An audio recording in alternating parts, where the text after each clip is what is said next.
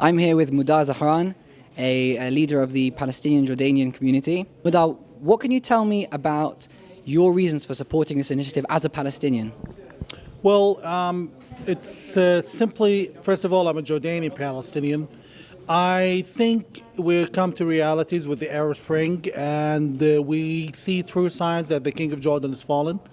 And therefore, the minute he falls, we will end up with most likely a Jordanian-Palestinian president power, which pops up the question, what kind of Jordan we're going to end up with? It's either that we're going to end up with the seculars winning if they get the proper support, and then all of our dreams will come true in the state and even more, or we're going to end up with Hamas-Stein if the Hamas win. Keep in mind, Khalid Mish'al is a Jordanian citizen. So it's an issue of threat. People are arguing about whether Jordan should become Palestine. My argument is we're afraid that Jordan will become Hamas-Stein, not Palestine. It's a crushing time, and there's a lot of pressure and very, very limited time ahead of us. So I'm here to represent my people's interest and make sure that we end up with happy endings for both sides involved. So you mentioned how supporting an initiative to allow for a secular democratic Palestinian state in Jordan would be very much within the interest of the region, within the interest of, for example, Western states and, of course, Israel, to prevent a Hamas or Muslim Brotherhood type state emerging there. But could you explain a little bit more about why you see this also as being very good for the Palestinian people themselves? Well, because we've seen what if the Muslim Brotherhood and Hamas win, we've seen what they've done in Gaza, we've seen what they've done in Egypt recently. So if the Palestinians and the Jordanians alike, like the Bedouin native East Bank Jordanians, they're both my people, both my brothers and sisters. If they want to choose to go that way, or if the West allows us to slide in that way, that would be extremely harmful, stupid, and dangerous. Egypt is not like Jordan. Egypt is surrounded by Libya, where there's the NATO and Western forces, the sea, Mediterranean, Israel, and then Sudan, which is a failure state of a failure. While in Jordan, we're surrounded by rich oil countries, and we border Israel's longest front. Therefore, much is in stake here, and the tide is very high. And just one last thing, what would you say to those Israeli leaders who are pursuing talks currently with the Palestinian Authority along the basis of something which is very different, obviously, from what we've been discussing today?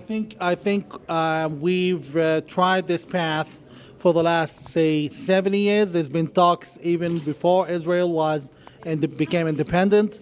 And I think it's about time we all stop wasting time, energy, and it's not only time and blood of both Palestinians and Israelis involved in the so-called conflict. This is an unforgivable waste of time and energy. And I call in the United States, particularly Secretary Kerry, within my own capacity as a political leader, that he should think otherwise and consider alternative options and maybe focus in Syria alone. I'm going to ask you on a personal note, how have you enjoyed your visit here to Israel? Well, just like the way that most Palestinians in this country enjoy it, freedom of speech. I can criticize Israel from this podium, while I definitely cannot criticize anything in Jordan, which is my country. So freedom is beautiful. Not that I'm in love with Israel or agree with everything Israel does, but on the other hand, I can only dream someday my country will be like Israel. Thank you very much, Muda. Assalamu alaikum. Bismillah ar-Rahman ar-Rahim, in the name of God, the merciful, the most merciful. When we talk about the situation we ended up with 7 years on, it's possibly the best to go back to the history and the legality of the situation. This whole thing started when the Arabs were under Ottoman occupation and Palestine was under Ottoman occupation, and we agreed, represented by the Faisal-Weizmann Agreement, which everyone knows, that we will take 77% of Palestine, which was dedicated as a Jewish homeland according to international law. This is the law. If we are to give up an international law, if you break the law, if you drive without a license, if you drink and drive, or if you beat your wife or girlfriend, you're going to end up in trouble. This is what we, both Arabs and Jews, have ended up with. We broke the law, the contract binding Jewish and Palestinian existence in the area. Jews could have had all of Palestine, the British mandate to Palestine, the agreement which the Hashemite rulers of Jordan, who are alien to the land, they came from Arabia. Those people agreed to make Jordan, the so-called Jordan, my country, a homeland for the Arabs of the land. We got 77%, you barely got 22%. This is one of the very few occasions we outsmarted the Jews. Nonetheless, the Hashemites have not kept in the promise. 1948, they occupied the land, and on top of that, they announced us as refugees. The first time, 1948. Then, when we make the shift from Judea and Samaria or the West Bank back to our country, they announced us refugees again. And now, after 46 years, we are still, according to the UNHCR, being called refugees. Jordan is an ultimate apartheid state run by kings who speak perfect English and dress from Armani.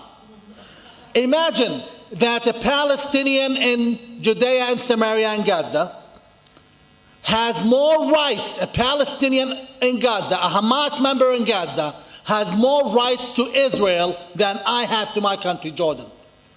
Under this new king, who does not realize that he's only king because Israel allowed him to be, and his father, under him, we're not allowed the driver's license. If I go to renew my driver's license, the first question when you fill any application in Jordan is, Il Balad al-Asli, where's your homeland?